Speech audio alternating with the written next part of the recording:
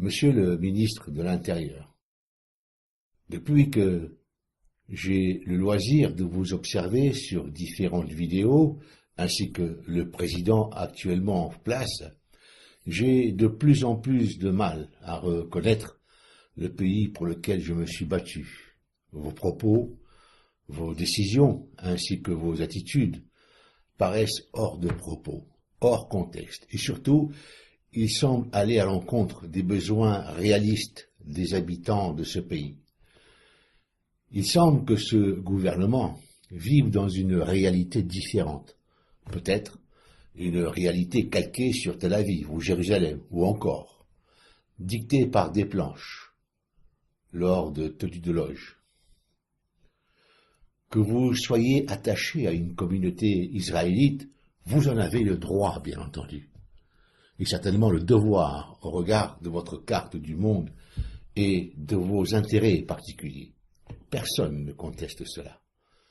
Cependant, sachez, et cela ne vous a certainement pas échappé, que de plus en plus de citoyens sont exacerbés par vos propos, votre obstination à soutenir une communauté qui prend graduellement plus de place dans l'appareil d'État, dans les médias, dans l'ensemble des systèmes importants et qui se révèle dans l'esprit populaire comme ayant plus de droits que les autres communautés, y compris les Français de souche. Pensez-vous un jour, monsieur le ministre, interdire le Talmud dans les écoles qui se trouvent sur le territoire national, territoire français? 12 volumes dans lesquels se trouvent les écrits les plus monstrueux que l'humanité n'ait jamais produits. Écrits racistes, discriminatoires, hautement inhumains, dans lesquels, entre autres, nous sommes qualifiés de sous-races et comparés à des animaux, et bien d'autres choses innommables, qui heurteraient même les oreilles d'un sourd. J'invite ceux qui désirent à savoir ce qu'est le Talmud à faire des recherches sur Internet. Monsieur le ministre de l'Intérieur, que pensez-vous faire pour rétablir la sécurité dans ce pays? Et que compte faire ce gouvernement pour restaurer un système de santé performant, relancer l'emploi, le bien-être des citoyens?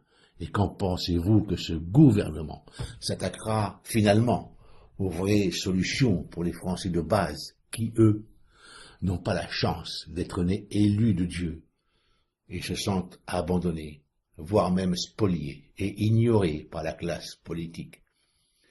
Et je parle bien de classe politique et pas d'élus politiques. Ne pensez-vous pas que ces objectifs sont, et de loin, plus pertinents qu'une quenelle et qu'un humoriste? Vous avez suffisamment de lucidité pour comprendre que vos actes, votre conduite et vos propos réveillent la haine dans les esprits et l'installent dans les cœurs. Cela ressemble à s'y méprendre à de la provocation organisée et planifiée. Non, monsieur, et croyez-moi, j'ai du mal à vous appeler monsieur. Je ne me reconnais pas dans votre vision de la République, celle de l'abandon des valeurs fondamentales. Valeurs fondamentales pour lesquelles j'ai porté les armes et pour lesquelles j'ai risqué ma vie. J'ai honte de ce gouvernement, de ce président, qui semble être inexistant et qui parfois fait une apparition hautement ridicule. Pour la France, bien entendu, et les Français, avec des discours qui relèvent de la clownerie, beaucoup plus que d'une réalité tangible. Non seulement vous avez discrédité la classe politique, mais vous ridiculisez la France. Vous sous-estimez et vous mésestimez les réactivités possibles d'un peuple que l'on tente de soumettre par la force, par le mensonge, par la peur.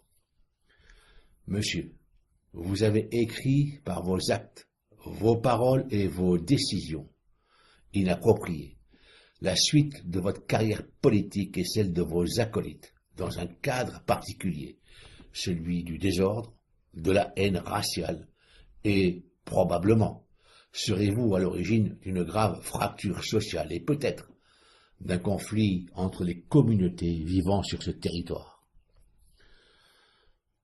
En voulant protéger, ou peut-être devrais-je dire en cautionnant, les demandes très appuyées d'une communauté particulière qui prend dans les esprits des citoyens de ce pays la liberté de juger la façon de penser des Français de souche et semble vouloir dicter par un autoritarisme forcené une manière de penser à ces mêmes Français. Cela relève d'une occupation spatiale et psychologique hégémonique. Cette communauté, par son intervention répétée, par sa présence envahissante des médias qu'elle occupe abondamment, ces personnages se sont singularisés eux-mêmes comme responsables de situations inacceptables. De plus, par votre conduite inappropriée, vous en avez fait des cibles désignées, à tort ou à raison. Toujours est-il que c'est comme cela que le vivent les couches populaires. Il ne fait aucun doute à présent que ce pouvoir est l'instrument d'une puissance étrangère. Redonnez le pouvoir au peuple de France, qui jugera de vos actes. Si vous ne le faites pas, il est possible que ce peuple, que vous ignorez, que vous mésestimez, sur lequel vous avez lancé vos forces de l'ordre, reprenne ce pouvoir par des moyens populaires libératoires. Vous vous êtes acharné sur un humoriste avec l'appareil d'État, le pot de terre contre le pot de fer, et vous dites que la République a gagné. C'est votre ego qui est probablement satisfait, et vous avez surtout satisfait le sionisme. Cependant, vous en ressortez diminué et avili, et la République vient de perdre sa fiabilité et son âme. Par vos propos et vos actes, et ceux de ce gouvernement et du président actuel, la République française a perdu sa liberté, sa crédibilité, sa force et sa sagesse. J'ai connu la période de ce grand monsieur qu'était le général de Gaulle. Croyez-moi, aucun de vous ne lui arriverait aux chevilles. Ce tact ostentatoire envers un humoriste ne vous honore pas, il vous discrédite, et avec vous ce gouvernement fantoche est totalement déprécié.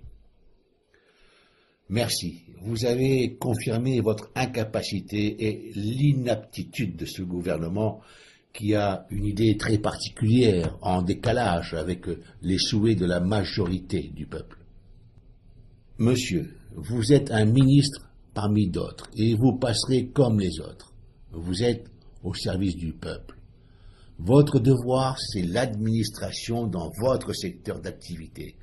Et si ce que vous demande ce peuple n'est pas en accord avec votre sentiment et vos intérêts personnels, qui semblent attachés à une autre communauté, et que les préoccupations de la dite communauté passent avant les besoins fondamentaux des autochtones, alors vous faites fausse route.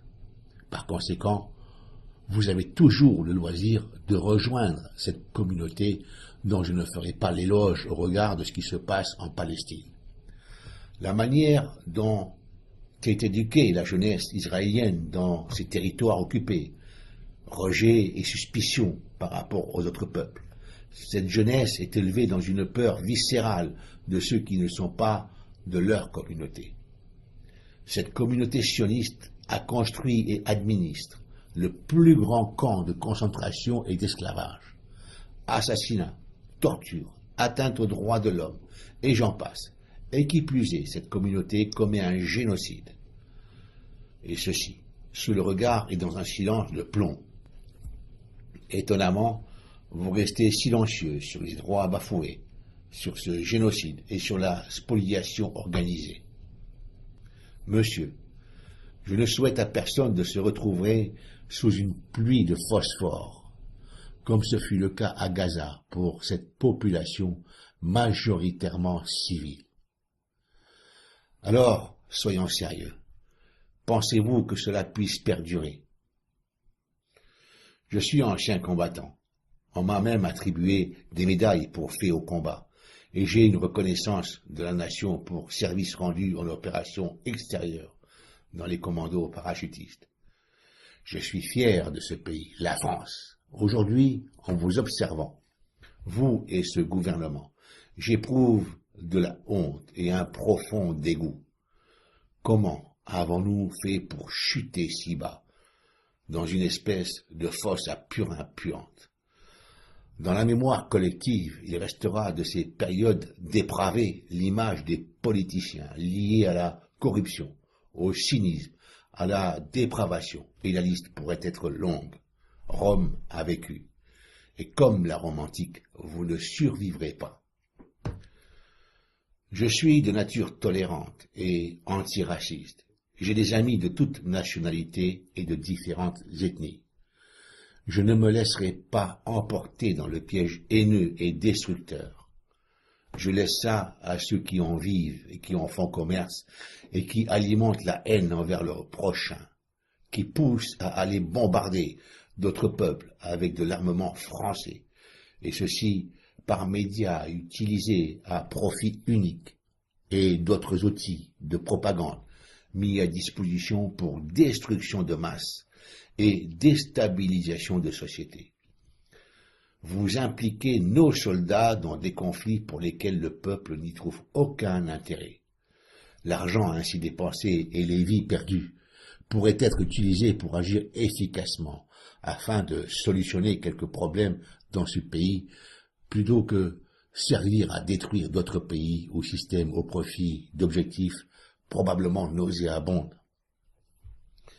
Continuez à soulever haine et violence dans vos propos et vos attitudes. Vous renforcez ainsi la volonté du peuple français pour vous dévisser de votre socle. Je suis à la retraite et je préférerais couler des jours paisibles justement acquis. Cependant, le pays court un grave péril. Il est temps d'ouvrir les yeux. Le pays sera ce que nous en ferons. Les politiciens actuels utilisent le pouvoir pour leurs intérêts personnels. Il est essentiel de sortir de ce système et d'en créer un autre, plus humain, dans lequel l'État est au service du peuple et non d'une idéologie extérieure et contraire au bien-être des citoyens. Le loup est dans la bergerie. Boutons dehors les profiteurs. Le pouvoir au peuple de France. À ceux qui contesteront et qui critiqueront ce qui est exprimé dans cette vidéo, je dis, c'est ainsi que je le vis au plus profond de mon être, et j'exprime ce que je pense. Vous pouvez tenter de faire taire les personnes qui s'élèvent contre une dictature ou des idées néfastes, mais vous ne pouvez tuer l'esprit de liberté. Vive la France libre. Race d'aiglons, jamais vassal. L'aigle de Jupiter, placé devant les dieux, descendu sur la terre, faire des envieux. Race d'aiglons, pris la balle à mire, pris la balle à bien, Français de 20 ans, Français de 20 ans, de son masque dur, rit au ciel hardiment. Race d'aiglons, jamais vassal, monte sans peur vers le soleil, le seul pouvoir n'est qu'une escale, et ton royaume c'est le ciel. Contre l'ennemi qui t'assaille, ou le vent qui veut te dompter, dans le ciel couchant de bataille, tu auras toujours palpité. Dans le cercle de France, bien des aigles sont morts, recueillant leur vaillance, le cœur palpite encore, race d'aiglons.